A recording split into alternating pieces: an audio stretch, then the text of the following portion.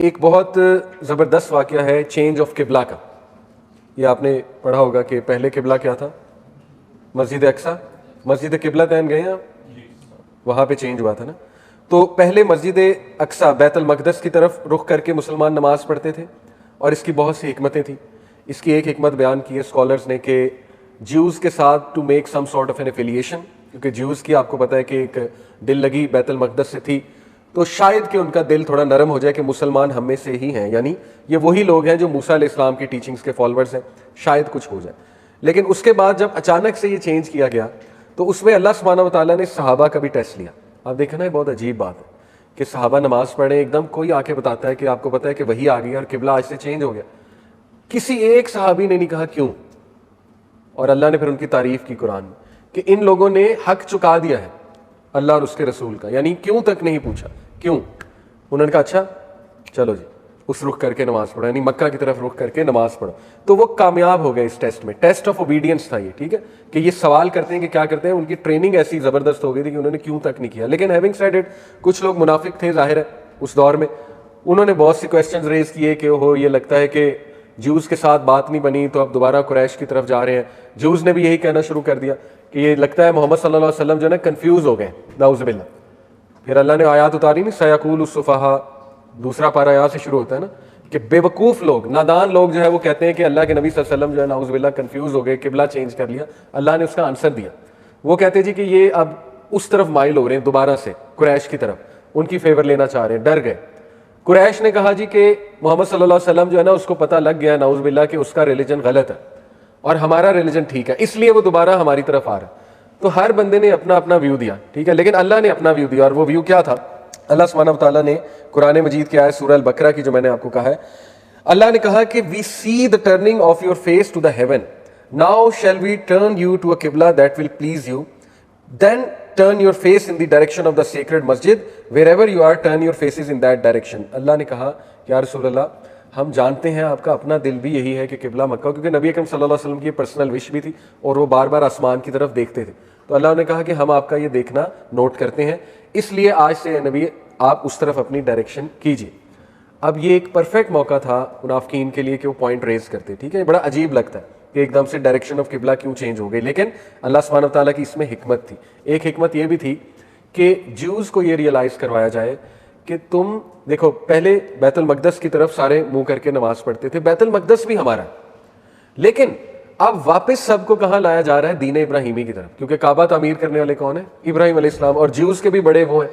تو جیوز کو تو چاہیے تھا ہمبل ہو جاتے کہ بیت المقدس کی جگہ اب تو ہمارے جو بڑے ہیں ابراہیم السلام، ان کے جو گھر بنایا ہوا ہے اللہ کا گھر، اس کی طرف ہمارا منہ کروایا جا رہا ہے. لیکن بجائے کہ ہمبل ہونے کے مزید انہوں نے خار کھا لی. یہاں تک کہہ دیا، انہوں نے کہا کہ اگر یہ شخص محمد صلی اللہ علیہ وسلم، اگر یہ شخص بیت المقدس کی طرف ہی رخ کر کے نماز پڑھتا رہتا تو قریب تھا کہ ہم اس کو نبی مان لیتے. منافقت دیکھیں، یعنی پہلے ریجیکٹ کیا کرتے رہے اور نہیں ماننا تھا انہوں نے.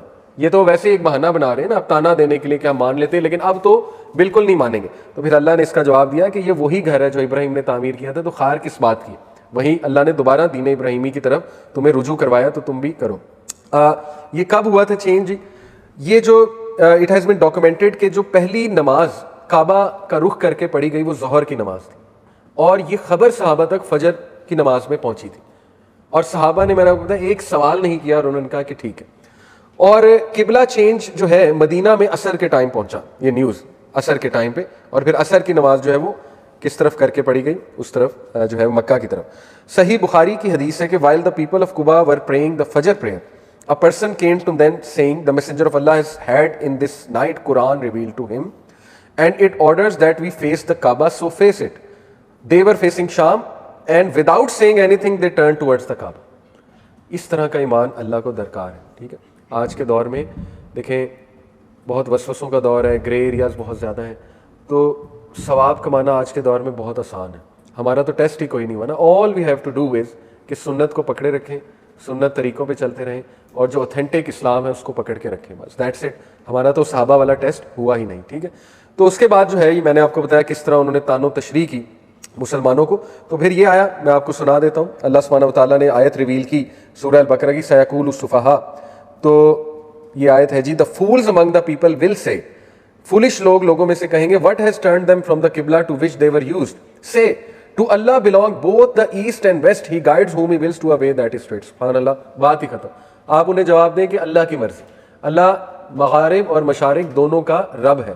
جدھر چاہے گا اللہ تعالیٰ تمہیں حکم دے گا تمہارا قبلہ سیٹ کرنے کے لیے, اینڈ دیٹس اٹ. تو یہ ہے اصل میں بات قبلہ چینج کا جو پورا واقعہ ہے.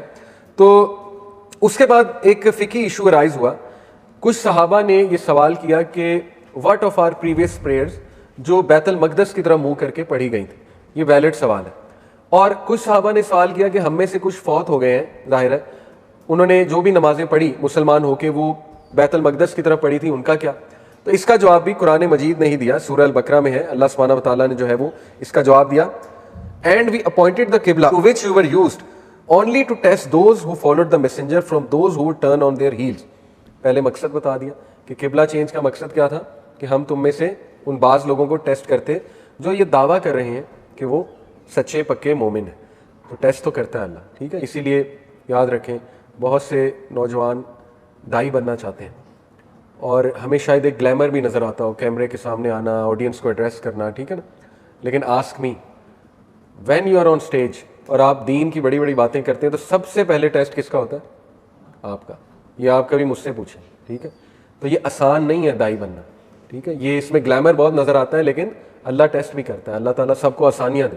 ہم آسانی کا ہی سوال کرتے ہیں, ہم میں اتنی ہمت نہیں کہ وہ والے ٹیسٹ ہمارے ہوں. تو اللہ آسانی دے, لیکن یہ کہ صحابہ کو ٹیسٹ تو اللہ نے کرنا تھا, ٹھیک ہے. تو یہ اللہ نے خود بتا دیا کہ ہم نے اس لیے ٹیسٹ کیا. تو اس کے بعد اللہ سبحانہ و تعالیٰ نے کہا انڈیڈ اٹ واز مومنٹس. یہ چینج بہت بڑی تھی, ہضم کرنا اس کو بڑا مشکل تھا, لیکن except to those guided by اللہ, جن کا دل اللہ نے تھاما ہوا ہے, جن کو گائیڈنس اللہ نے دی, ان کے لیے یہ آسان تھا, مشکل کام نہیں تھا, ٹھیک ہے. اینڈ نیور وڈ اللہ make your faith of no effect. یہ ہے جواب کہ اللہ کبھی بھی تمہارے ایمان کو ضائع نہیں کرے گا. ثابت ہوا کہ تمہاری جو پچھلی پڑھی نمازیں انہیں اللہ ضائع نہیں کرے گا. تو صحابہ ریلیکس ہو گئے, الحمدللہ, ٹھیک ہے. تو دیکھیں قرآن کتنے خوبصورتی سے نازل ہوا ہے. جو پرابلم صحابہ کو آتا تھا وہ آیت آ جاتی تھی.